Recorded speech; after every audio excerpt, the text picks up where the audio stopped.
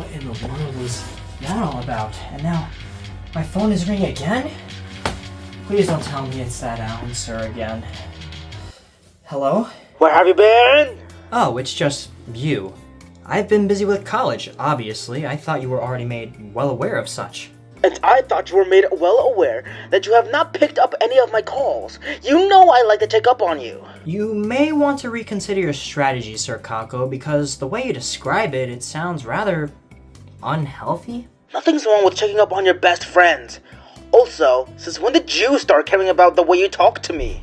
Why, that's just part of my recovery, Sir Kakko. I believe that I should treat others with more respect now, more than I have in the past. I'm sure you appreciate the gesture, don't you? I guess so, but make sure you cut that stuttering shit out. I don't want you to become like me. Right, your message is understood. So, what are you calling me for this time? Well, I just got a new phone, and I was just letting you know that this is my new number. Your new number is 420-606-2006? Yes, I custom made it, with pride. Sure you did. What kind of phone did you acquire anyway? A Pixel? A Galaxy? A Motorola? An iPhone 16! Oh. I was right. This new phone is amazing. I'm sure it is. So, how has Apple Intelligence been treating you so far? How did it feel having to wait so long for it? That's a low blow, Jay. First of all, it's Jaypee now. Secondly, I'm merely being honest. Did you get anything out of the upgrade to begin with? Something that you couldn't also get from choosing an Android? Hell yes I did. The difference between my old Galaxy A20 and this iPhone 16 is night and day. The Samsung Galaxy A20 was launched in 2019, Sir Kakko. A 2024 Samsung would probably have also been a night and day upgrade. Well, Apple has brought a lot of new things to the table since 2019. Alright, list them. Extreme privacy.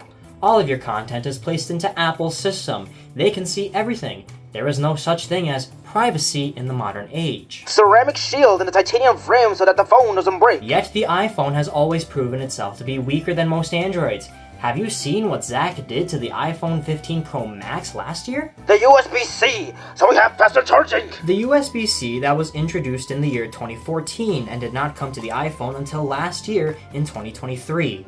With USB 2.0 data transfer speeds, by the way. The Apple ecosystem makes you feel right at home. The ecosystem that prevents you from correctly interacting with users of opposing brands, or even switching to said opposing brand with complete ease. Cinematic mode! What about cinematic mode? Oh, cinematic mode. That's lovely.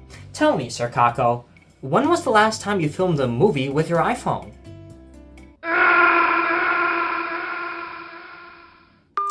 Well, okay then. I suppose he ran out of arguments. Back to our regularly scheduled program, my dear Homo sapiens. I'd like to expand on the brand loyalty concept because there's a very specific Apple exclusive problem with it. Have any of you Homo sapiens watching this ever attempted to switch from your iPhone to an Android device? If you have, you should know that the process is insanely painful, unnecessarily convoluted even. Have you ever wondered why it's so difficult? Well, you shouldn't wonder because the answer is painfully obvious. Usually I'd say something like this gracefully, but I'm just going to be blunt for a moment here. Apple makes it intentionally complicated to exit its product line in hopes that you stay locked in for as long as possible. The philosophy behind this seems to be, once you have them hooked, you keep them in that cage indefinitely. Except it's not really a cage, it's more of a bubble. A blue bubble. See what I did there? Let's start with this, actually. Apple has its own proprietary messaging system known to the world as iMessage, where the texts are presented in blue bubbles. This system is, naturally, exclusive to iPhones, and includes advanced features such as message reactions, high-quality attachments, and so on. Meanwhile, Android phones use the more traditional SMS or RCS systems, which lack some of these abilities. On an iPhone, a user of either system will have their messages presented in a green bubble. Blue bubbles play very nicely with other blue bubbles, but add a green bubble to the equation? Apple isn't really too fond of that. Low-quality videos, inability to react, you name it. It took Apple until this year to fully integrate RCS for the messaging app, and that was merely out of obligation with the European Union's regulations. I'm actually not for the EU's phone rules, I feel they're a bit too strict, but I won't deny that forcing the iPhone onto a USB-C connection and RCS support is beneficial for users on both sides. This is hardly the only example of Apple shafting users of competing products though. FaceTime, AirDrops, cross-compatibility with the Apple Watch and Macs, everything, and I mean everything that iPhone users like to cry about Android phones not having, Apple does that on purpose. Android is most certainly capable of implementing the same features, even through cross-compatibility with iPhones, but nah, as if Apple would allow that to happen. Think about it. Apple had been using proprietary charging connectors on all of its mobile devices other than the MacBook until 2018, and the iPhone, the product that arguably needed USB-C the most, didn't get it until last year. Oh, with USB 2.0 data speeds by the way, despite USB 3 coming out in 2008. You know, the year the iPhone 3G made its debut. Oh, and USB 4 has been out for 5 years at this point. For being the leading corporation, the technology itself sure isn't leading anything. But you know what? The users don't care about that, because they're hardwired to stick to the brand, since if they want to make the switch, good luck. iCloud locks all of your files onto Apple devices only, therefore meaning that going to Android would cause you to lose all of your precious photos and the image you saved to remind yourself of your biggest aspirations. But with Android, the primary backup softwares are Google Photos and Google Drive, and you can use those with not only another Android, but, you guessed it, an iPhone too. It's way less strenuous to switch to an iPhone rather than from iPhone, so why go through all of the effort? Again, it's all about the brand, which is probably the most important aspect of success in a monopolistically competitive market such as this one. Now, for a moment, let us revisit the point I had made during my overview.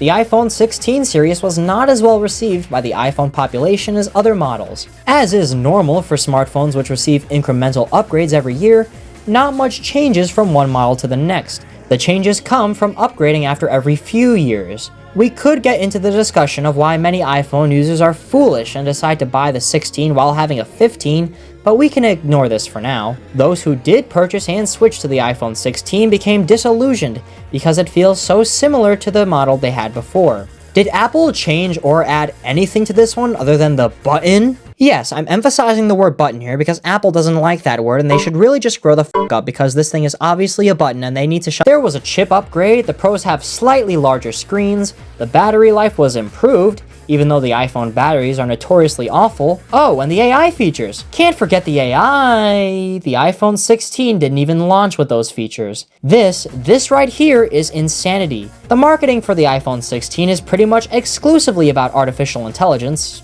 Oh, Apple Intelligence. I'm so sorry. Yeah, definitely your own invention. Anywho, pretty much the only thing this model had going for it besides the button was the AI. Nothing else really seemed to matter. For a phone built from the ground up for AI to not even come with it, I'm aware of how anti-consumer Apple is with their dongles and such, but this is a whole new level that I didn't even think was possible.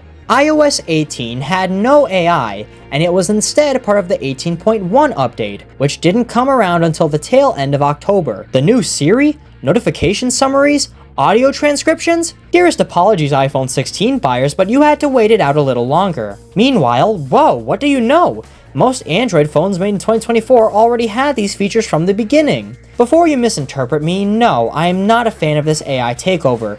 These were features that nobody had really asked for to begin with. You know, the same way that nobody was asking for Apple to make the thinnest device ever. I'm talking about you, iPad Pro. So yeah, there you go. The iPhone 16 release has been a bit of a bust to simplify matters. I suppose once you've been at it for as long as Apple has, your very, very loyal Homo sapiens will finally start to realize that maybe getting the same product annually isn't the greatest decision to make from a financial standpoint.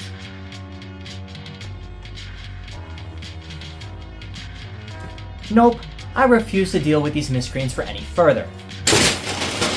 I don't mean to discredit any of my fellow Homo sapiens who just so happen to have an iPhone in their pocket at this very moment, or are watching this video on one, or an iPad though that probably wouldn't fit in your pocket. Yes, I have been relatively critical of Apple and its products throughout all of this, and it may seem like I have a bias against the company, but in complete transparency, that is hardly the case. I truly do admire what Sir Jobs and Sir Wozniak have created over the years, and the inventions that this company has brought the world are ones which we are practically defined by today. The inaugural iPhone may just be one of the most important inventions of the 21st century, and we would be a very, very different world today without it. Apple started this, and I totally get it. Stay with the brand that made the product to begin with, and it's perfectly reasonable to lean towards the iPhone because it's the first and not a knockoff of some sort. But when users sell their souls to the devil and not only blindly defend their iPhone, but also trash anyone who dares use a competing product instead, that is when I unfortunately must raise an objection.